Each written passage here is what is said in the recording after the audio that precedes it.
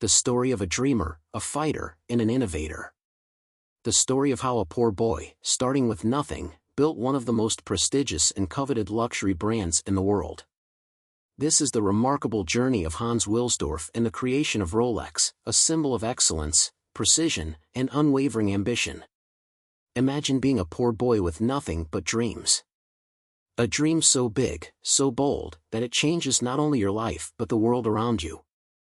This is the story of how a poor boy, with grit, ambition, and a relentless pursuit of excellence, created one of the most iconic luxury brands in the world, Rolex.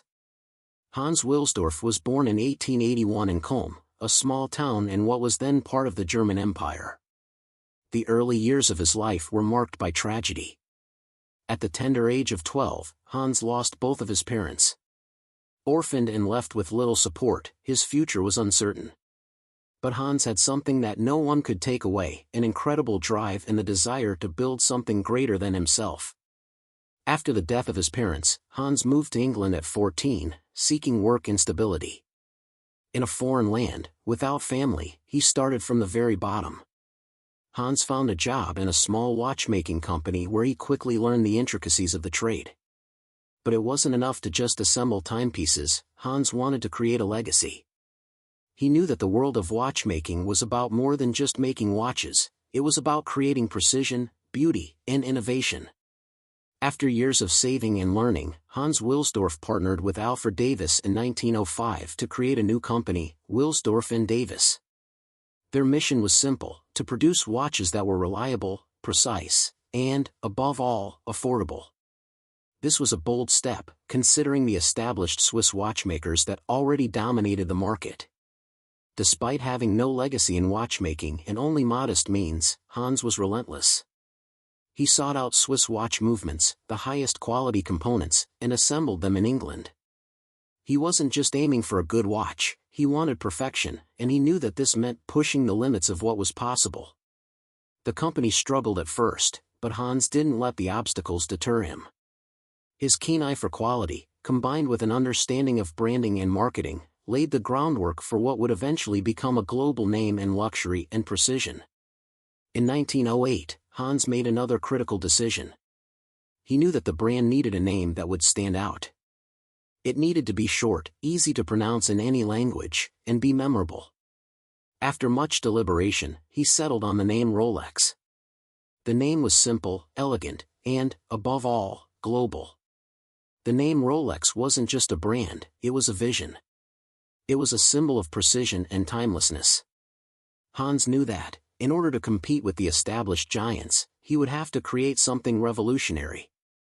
In 1910, just 2 years after the Rolex name was registered, the first significant milestone was achieved. A Rolex watch became the first wristwatch in the world to receive the Swiss Certificate of Chronometric Precision. It was the first of its kind to demonstrate that a wristwatch could be as accurate as a pocket watch, a feat that had never been done before. The turning point for Rolex came in 1926. Hans Wilsdorf launched a game-changing invention, the Rolex Oyster, the world's first waterproof wristwatch. At the time, wristwatches were a luxury, but they weren't considered practical or durable. If you went swimming, or even washed your hands, you risked damaging your timepiece. But Hans saw an opportunity. He needed a watch that could withstand the challenges of daily life, and that's exactly what he set out to create. Through meticulous engineering, he designed the Oyster case, an airtight, waterproof shell that protected the delicate inner mechanisms. It was a revolution in the watchmaking world. To prove his invention, Hans had the watch tested under extreme conditions. He sent the first Rolex Oyster to be worn by Mercedes Gleitze, the first British woman to swim across the English Channel. As she swam for more than 10 hours through icy waters, the Oyster continued to run flawlessly, proving the world's first waterproof wristwatch could endure the elements. With the success of the Oyster, Rolex established itself as more than just a luxury watchmaker. It was a brand built on functionality, reliability, and the pursuit of perfection. But Hans Wilsdorf didn't stop at waterproof. In 1931, Rolex unveiled yet another groundbreaking innovation, the perpetual movement, the first self-winding mechanical watch. This technology allowed the watch to wind itself, using the motion of the wearer's wrist. It meant the Rolex watch would never stop running, never need winding by hand, and would always keep time accurately. The perpetual rotor was a technical marvel, one that solidified Rolex as a leader in the watchmaking world. With this innovation, Rolex became the first to combine the practicality of self-winding with the elegance of precision craftsmanship. As the years passed, Rolex became the choice of explorers, athletes, and pioneers, all of whom sought not just a luxury item, but a tool that could keep up with their demanding lives.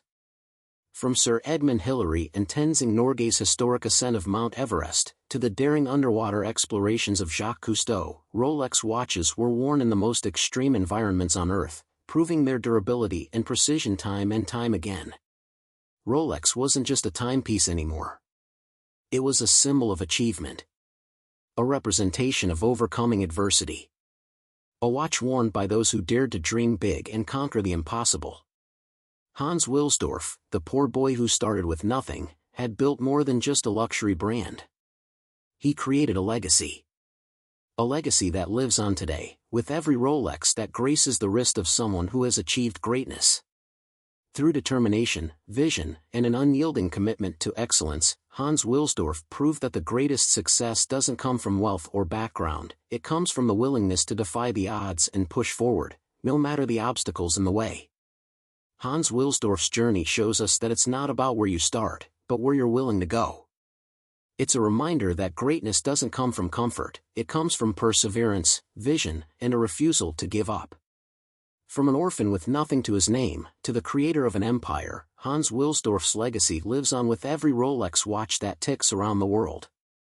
So, the next time you see a Rolex, remember the journey behind it. Remember the poor boy who dreamed of greatness.